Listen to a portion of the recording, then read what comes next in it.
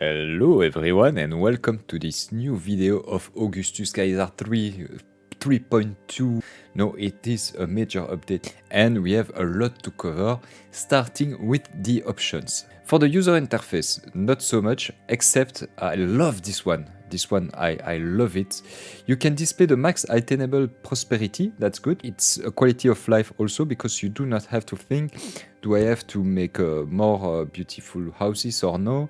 You have the show message as alerts, which is really great. I have activated that option. It means that you will not have pop-ups, but you will have a banner. You can have a show grid, I will show you later, a partial grid, I will show you later, and rotation buttons. You have in the difficulty, you see I play on very hard. So you will see in later that there is a new health system, spoiler alert. So everyone is saying, yeah, you use global labor pool, so you are cheating, so it's not very difficult. Vanilla is the greatest taste of them all. And I love, I have to admit, I love chocolate and banana as a flavor. So I'm not so keen about vanilla flavors. So I use global labor pool, but do not worry, with all related to Augustus, you still have difficulties in the game. Do not worry about that. Citizens will automatically kill harmless animals. That is very fun. You do not have to send armies or prefects to kill sheep and zebras. You can send your citizen directly. That's really cool. Another option is also in the loading screen. You will see that now you just do not have a list, you also have a preview of the map. For example, Massilia, when I gentrified Massilia, I advise you to have a look on this video, it is a great one. Massilia on very hard, you see you have a small settlement and then you have a big city and then you have a huge city. It's really great to see where you were on your save. Long story short, we will launch a new save, which is the save I used to test Augustus and all the new features of Augustus. As a summary, again for Augustus, for those who have not looked at Augustus since ever or since a long time, you still have a lot of beautifications. All those are the beautifications of the 3.1. You have grand temples. This is the Pantheon. This is the grand temple of Venus. You have an arena, which is a new building for all that is related to entertainment. And you have also a tavern, which is a new small building. And you have seen, maybe I will cancel it, you have seen that when I place the tavern, I have a small grid.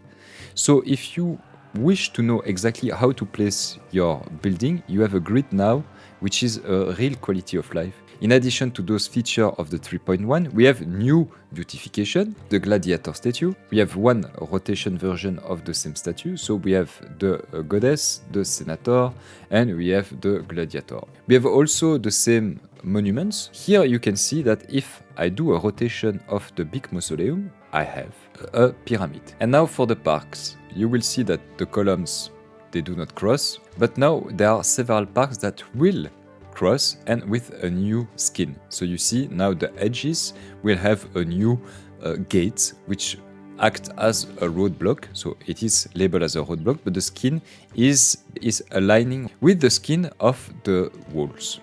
And that's all. We have also, normally on the map, we should have palisade. We do not have palisade, so I cannot show you, but the palisade will also have a roadblock. So this is a great addition also because it adds a bit of the flavors of the new beautification system with dedicated gates. What is super important in Augustus 3.2, one major aspect is the switch, if I understood correctly, from CPU to GPU, which allows to do this. A huge de-zoom to have the full map.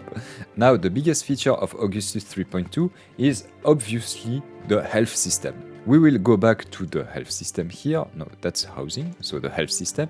And we have now a score of health. The health score will be a score going from 0 to 100, capped at 100 score. What is the implication of all those texts? It means that, for example, if I go to the health system and I go to sickness, there is a table showing that if you have between 0 to 1,000 population, you are at risk if your score is not high enough. How do you boost this score of health? By building health-related structures. So you will not build any more clinics, baths, and hospitals and barber just to make your houses evolve to the next stage. You will build them also to secure your city and avoid them to get sick, which is great because it has a new feature.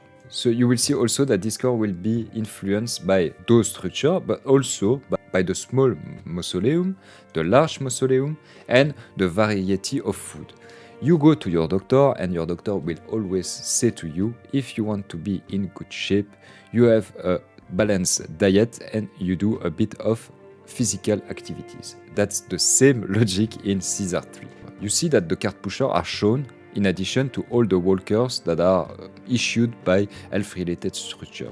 You see that, for example, the docks, the warehouses, have a small pillar showing very few diseases in my case. But now, in this game, it's not showing that obviously because we have mausoleum, clinics and baths, and the population is fairly protected. In this city, no clinics and only the second rank of housing, which means that we have a score of above, let's say, I think +2. We have a 50% malus on the health of the city. We can see that we have pestilence. This is because I do not have clinics inside my city. So I will put directly a few doctors and a few clinics, and that will solve the issue of pestilence. With the full commerce hub going on, we have small casas and we have a clinic per block, which means that with normally this setup, you are fairly protected inside your city.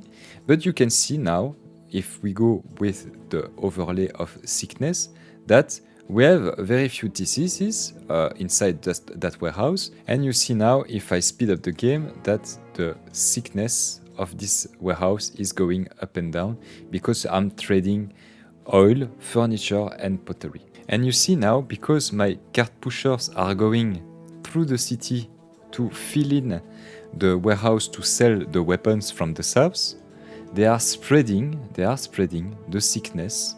And because I wanted to show you with all the cart pushers and all the diseases going from the commerce, we can see that now the plague is stalking those places. And so here we see that the doctor is really going house to house to fumigate the houses.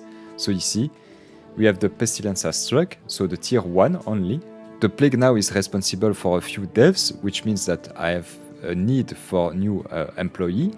And you see the doctor is going house to house to fumigate the houses. You see that now, because you have a risk of plague because of your cart pusher, you will be normally smart to add a new health-related structure, and the easiest one, rather than building an hospital, is to add a small bath, so people will be able to wash themselves in the nice water of the baths.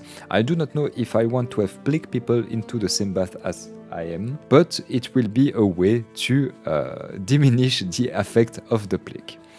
And if you have no doctor to fumigate the houses and the plague is going on for many months, then the house will just burn down.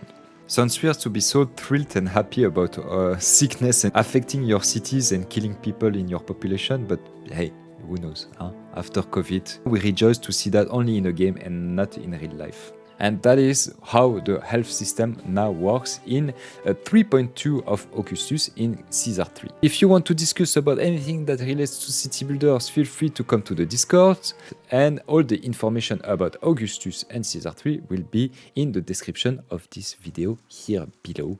On that note, I'll let you there, and I meet you again in the next episode. Have a nice one. Bye bye.